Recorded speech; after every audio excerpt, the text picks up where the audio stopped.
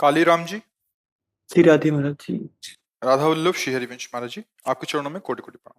महाराज जी, मैं 15 साल से महादेव विश्वनाथ जी को गुरु मानकर माता काली की सेवा करते हुए शमशान साधना में लगा हुआ था। एकाएक कुछ महीनों से राम जी के नाम से प्रेम हो गया है। शमशान साधनाओं में जो मंतव्य का प्रयोग करता था, कुछ महीने से अब नहीं कर पा रहा हूँ। माला करते हुए मंत्र भूलकर केवल राम नाम ही चलने लगता है। अब राम नाम जपने से आंख से आंसू भी आते हैं, हमेशा रोना चालू होता है। महाराज जी मार्गदर्शन करें, मैं किस दिशा में जाऊं? सही बात ये हुई है कि भगवान भूतेश्वर की आपके ऊपर कृपा हो गई है, जो राम राम तुम्हारे को जपने की रुचि हो गई। बहुत कृपालु हैं भगवान शंकर।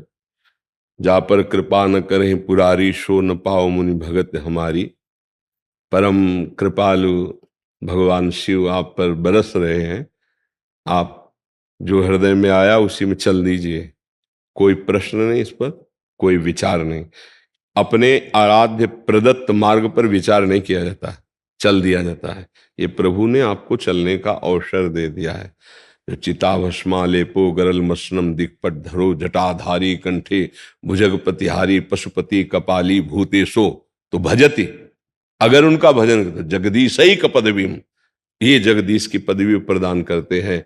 जब भगवान शिव प्रसन्न होते हैं तो ये प्रदान कर देते हैं।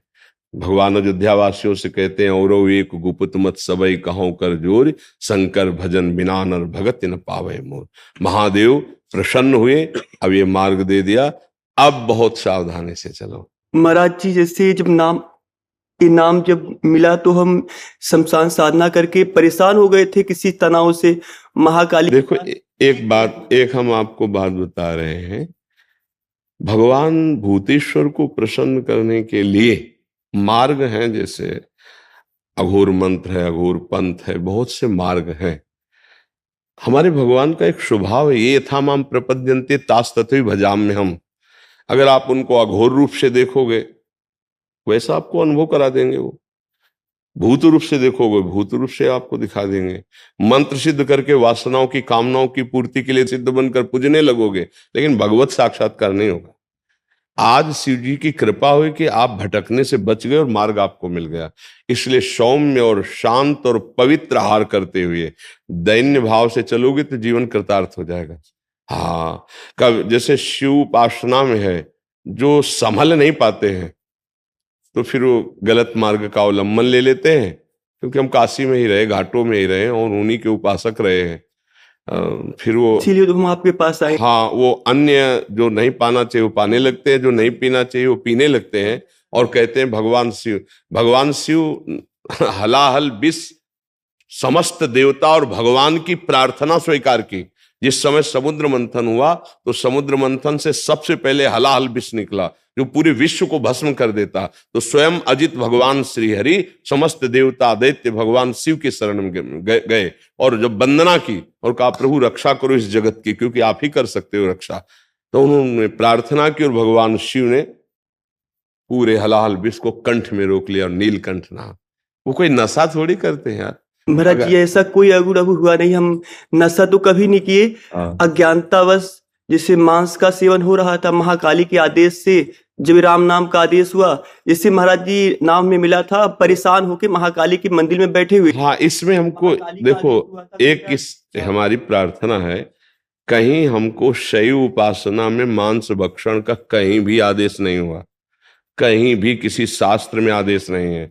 आप ये कहीं किसी गलत सलाह में या अपने मन की सलाह में फंस गए नहीं। आजीवन बचपन से लेकर के अभी तक, मतलब महाराज जी उसका वही संकल्प लेके परित्याग कर दिया, काफी समय हो गया। अब कभी नहीं क्या सामने माँ काली के आदेश से छोड़ दिया, अब कभी महाकाली के आदेश से हमने ऐसा किया। जैसे अनुभव हुआ परेशानियों से, माँ ने बोला 4 लाख का, ऐसा अनुभव हुआ कि 4 लाख राम नाम का जाप कर लो। हमको बस इतना केवल कहना है कि हमारी वो माँ ही नहीं हो सकती जो हमारे भाइयों की हत्या पसंद करती है। अगर वो हमारी जगदम्बा है तो हमारा ही भाई वो है। और अगर बकरा की बलि लेकर अम्मा प्रसन्न होती तो मुझे लगता वो अम्मा नहीं है। ऐसा माँ का स्वभाव नहीं है। ये हमारा अपनी जिह्वा को पोषित करने के लिए ऐसी लीलाएं करते हैं, नहीं तो अम्बा ऐसा। अम्बा ने रक्त चाटा, रक्त बीज का कारण था। वो ऐसा राक्षस दैत्य था कि अगर उसका अस्त्र मारो और जितने बूंद वो गिरेगा रक्त, उतना दूसरा रक्त बीज तैयार। अब कोई देवता अस्त्र प्रहार करे तो सैकड़ों लाखों रक्त बीज तैयार। अब अम्बा ने विचार किया, आप कैसे इसको कैसे, भाई आप जितना काटो उसको, एक को काटा जितना रक्त निकला लाखों रक्त बीज वैसे ही तैयार हो गए। तब आद्या शक्ति महाकाली की सब देवताओं ने प्रार्थना की कि अम्मा तुम ही देख सकती हो, बहुत ही उद्दंडता कर रहा है। तो योजनों लंबी जिह्वा, योजनों विशाल खड्ग और खप्पर मारा, जिह्वा में लपेट करके पूरा चाट गए, एक और नहीं, सबको मार के। तो अम्बा ने ये किया है अपने बेटों के रक्षा के लिए। ये जो निरीह जीव हैं, तुम्हारे एक चुटकी से ऐसे काटे तो आ करोगे, पर दुख देने वाला कभी सुखी हो जा, किसी की आराधना करता हो, मुझे तो समझ में नहीं आता। आराधना का स्वरूप होता है परिहित सरिष। कोई भी सिद्धांत ऐसा हमें आज तक नहीं मिला, क्योंकि शैव उपासना में हम भी रहे और बहुत अनन्य रहे और कट्टर शैव रहे, कोई मिलावट नहीं रही है। हाँ, ऐसा नहीं कि हम चिता की भस्म नहीं लगाई या काशी के घाटों का सेवन नहीं किया या भस्मीभूत महादेव जी की आराधना नहीं की, पर अभक्षा भक्ष का कहीं भी ऐसा नहीं लिखा। देखो, एक स्थिति होती है, जैसे आद्य गुरु भगवान शंकराचार्य जा रहे थे तो अपने शिष्यों की परीक्षा के लिए, वो एक जगह मछली बिक रही थी, ऐसे उठाया, ऐसे ऐसे खड़े हो गए, तो 4 जो शिष्य थे वो खड़े रहे ऐसे, और अन्य जो थे कि गुरुजी पा रहे तो अनुकरण कर रहे हैं। आगे बढ़े तो कांच गलाया जा रहा था, नारियल का खप्पर में ऐसे भरा कांच हो, ऐसे गलता हुआ कांच पी लिए। अब शिष्यों की तरफ देखा, उनकी तरफ नहीं, बोले पियो। गुरुजी सामर्थ्य नहीं तो मछली क्यों खाई? बोले आपने खाई। तो बोले पिया ना हमने। उनसे पूछा आपने क्यों नहीं खाया जब हम पा रहे थे? तो उन्होंने आपने आज्ञा नहीं करी। उत्तम बात यह है कि जो सिद्ध महापुरुष कर रहे हैं वो हमारी सामर्थ्य है। अब उन्होंने ऐसे किया, जिंदा मछली निकल गया, जल में छोड़ दिया। अब वो ऐसे किए तो सब लीवर में पहुंच चुकी थी।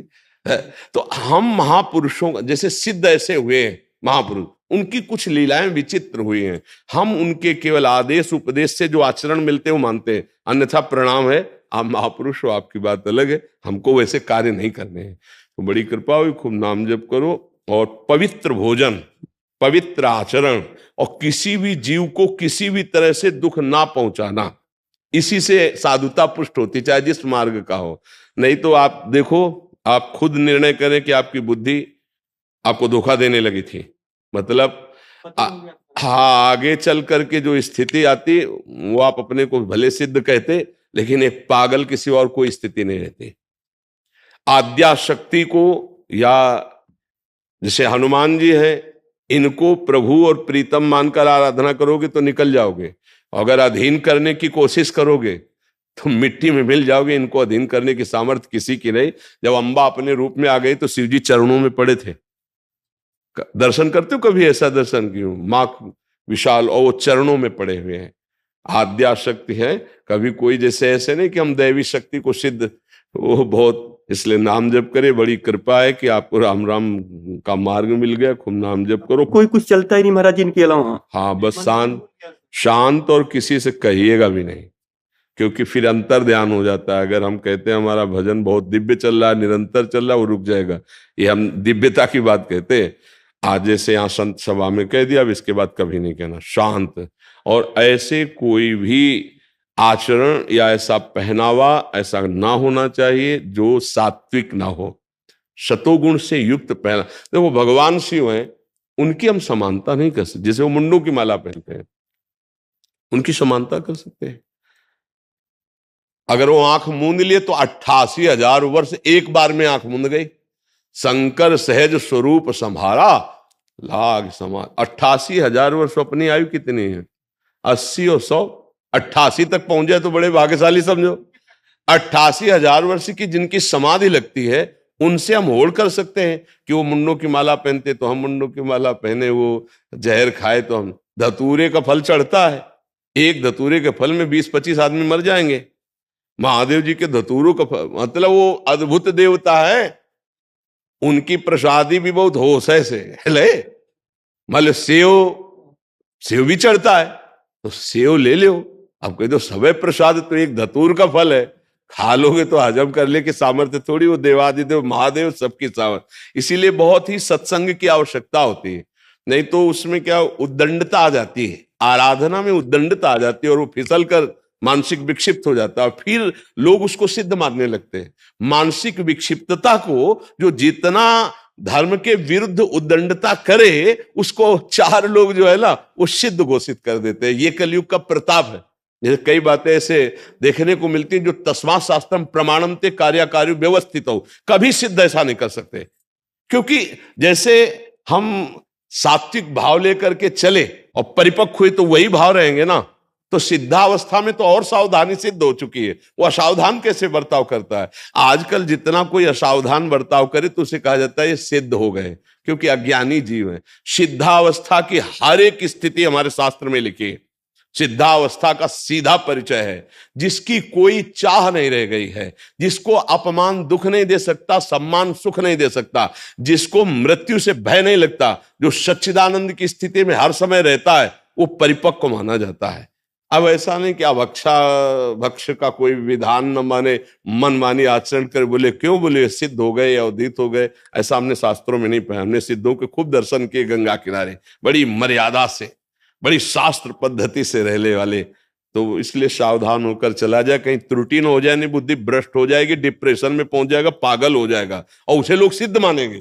चमत्कार ये होता है कि उसी को सिद्ध मान लिया जो इतना ऊट पटांग बोले अरे सिद्ध पुरुष अवधूत है इनकी, नहीं, उसको दवा की जरूरत है। उसे दवा ले, शांति से शास्त्र मर्यादा से चले, ऐसा है जी।